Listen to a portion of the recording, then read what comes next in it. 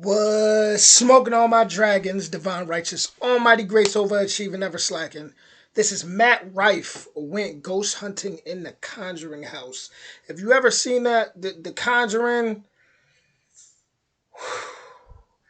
you gotta be a little, up here to go ghost hunting somewhere like that. But we're gonna go ahead and get right into this. Original link in the description. Let's hear what he gotta say. The Joe Rogan Experience. Are you a big ghost guy? I believe it's possible. I'm obsessed. Look at Joe Rogan. I believe it's possible. Are you? So really weird side hobby of mine. I go ghost hunting. I've been like around the world. Wow. Yeah, it's incredible. What have you experienced? Have you ever had like an absolute moment when you're like, oh my God, I'm in the presence of a poltergeist? Still not 1,000%. I've definitely witnessed things that I cannot for the life of me explain that have creeped me out. The timing has been impeccable. I've seen things move that there's just no fucking way that they've moved. I've gotten answers back on EVPs, but for me, it is one of those things I do need to see it. Isn't an EVP like a radio though? No, EVP is just a recorder. It's a recorder. What's that radio thing? I'm sorry then. What is the one where they like listen? There's a bunch of different names. My daughter's heavily into this shit. What does she watch? Heavily. Sam and Colby. You had them on, right? Yes. So Great guys. So I met these other guys. There's another channel called the Overnight Channel who are equally as popular as Sam and Colby, and they actually used to work together. And I believe they split off and each do their own thing. But that's who I started going with. So I'm very familiar with those guys. So these kids, the Sam and Colby guys just went into the Conjuring House. I was just there, maybe a month and a half ago. You went into the Conjuring House by too? myself, Joe. Okay. Do you believe that there's something? This guy said by himself, though. Like, you went in there by... All right. Going on in that house? The Conjuring movies are fucking great. It's my favorite franchise. They're fun. And there's so many of them. They really did it right. Like, if you want to be smart, they branched off with The Nun. They branched off with Annabelle. And I love the way they tie in the story for each one to make it all one chronological story. It's genius. Yeah. I will say I wasn't as scared as I've been in a lot of places we've been. There is some kind of solace to the house.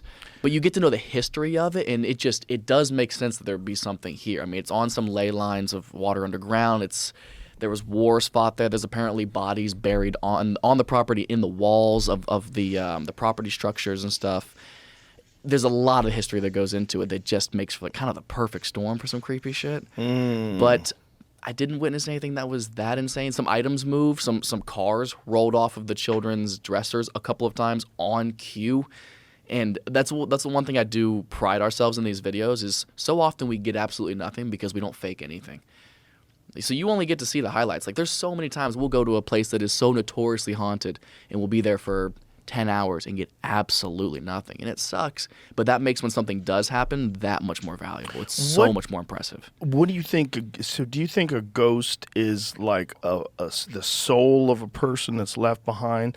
Or do you think the ghost is almost... I don't know why this reminds me of the movie Room 1408, where this dude that was like notorious for, allegedly debunking the supernatural goes to this hotel called the Dolphin Hotel, this super haunted hotel where like 56 or something like that people died. He thought it was sweet. That didn't go good for him. We'll put it like that. But yeah, this kind of reminds me of that. Like space and time, because of a horrible incident, contain a memory. And like that memory is almost... like it like shows up in current time sometimes. There's a guy named Rupert Sheldrake. I forget what his field of study is, but he had this theory about things, and he believes that objects contain memories. Oh, interesting. And he's not the only one that has inanimate this. Objects? Yeah, that things contain memories. And this is one of the reasons why, like, people kind of universally support this idea that if someone was murdered in a house, you must inform the people that are about to buy it. You have to tell them, hey, somebody got murdered in this house. Like, maybe you don't want to buy this house. Now, maybe you should think about it. Does the potential owner have to ask that information? It's a good question. I'd want to know. Yeah, I think It's a good question. I think they should have to inform you because there's something about someone being murdered in a spot that freaks us out. And this is my question. I feel like that should be a human right. People people they save up their whole lives, so they put their life savings towards houses.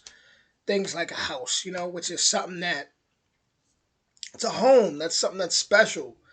How is that not like that? Like you should know those things. People deserve to know. If anything, they deserve to know if someone was murdered in the house. How you knew the conjured house was haunted, right? So you go there with this feeling and this expectation. That's what I always wonder about these things. Like how much of, this isn't just imagining things. This is like the mind itself seems to have some unmeasured effect on the world. Yeah. I think the way you think has an unmeasured effect in terms of like this. There's energy that you put out. There's connections you make with people. They're very, very unmeasured. And you can manifest your own perception of things for sure. Yeah. So what my concern is like if you go into a place with a pre-existing knowledge of ghosts, like you think ghosts are here, you think ghosts are real, you have this thought in your mind that you maybe experience a ghost in this place that's haunted. You're at this elevated level of anticipation. You're probably really nervous and kind of freaked out, and your imagination starts firing up. And I'm not even saying that these people are lying or that they're seeing things that aren't there. I'm saying maybe you make things show up. Maybe you see memories. Maybe you experience some horrible energy that existed in this spot 50 years ago, 100 years ago. That there's What Joe's trying to speak about is called the energy signature. Energy signatures are a real thing. It's like when, for example, right now, since we're talking about haunted places, someone gets murdered in the house. That energy signature is going to be in that house. It's going to, and that's why when he was saying that one guy believes that, certain objects can retain information, it's really they're talking about energy signatures. I remember reading a book on it. It was pretty good. So definitely go study energy signatures if and you'll learn more from that book than you will from me right now, but because I can't break it down how I want to break it down, but that's really what he's talking about, something called energy signatures. It's just like if someone's got a low vibrational energy to them, you let them ride your bike, then all of a sudden you get on there and you ride the bike and you just somehow, some way you get into an accident because that's a real thing. Our energy is a real thing, and that's something that's real. So if you do go in there with the anticipation, I do believe that we are a lot more powerful than we think, and we can draw things to ourselves. So if you go in there with the anticipate, what? Why can't I pronounce that? Anticipation. If you go in there with the anticipation, like, okay, I want to see something crazy. I believe you can, in a sense, draw that energy towards you, or draw that energy out, that energy signature that's trapped in that house or that car or that place. like ways you can tune into that. I could see that being possible, but to me, that's what's so exciting about it is like you go hoping for those solidified answers. You're going hoping to witness something that you couldn't have possibly made up. But you know why I think that too? Is like you never see them in the daytime.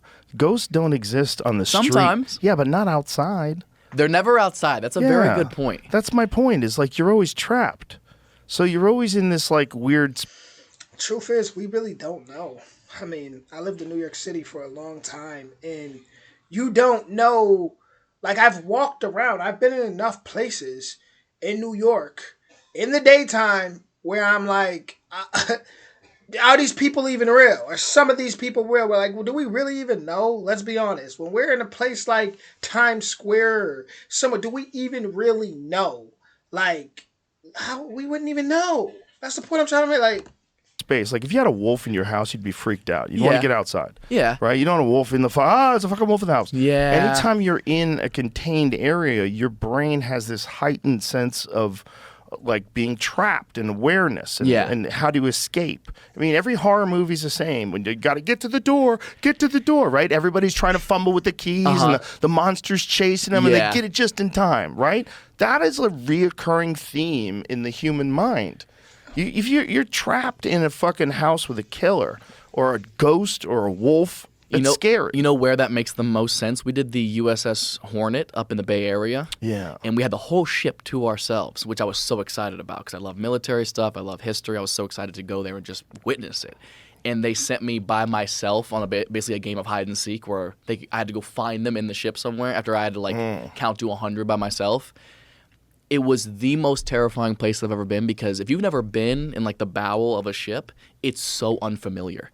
Like doorways don't look the same. You have to step over them and everything. There's so many pipes and everything sticking out. It's such an unfamiliar environment, especially in the dark. It's terrifying. You think I can't possibly run away from something in here.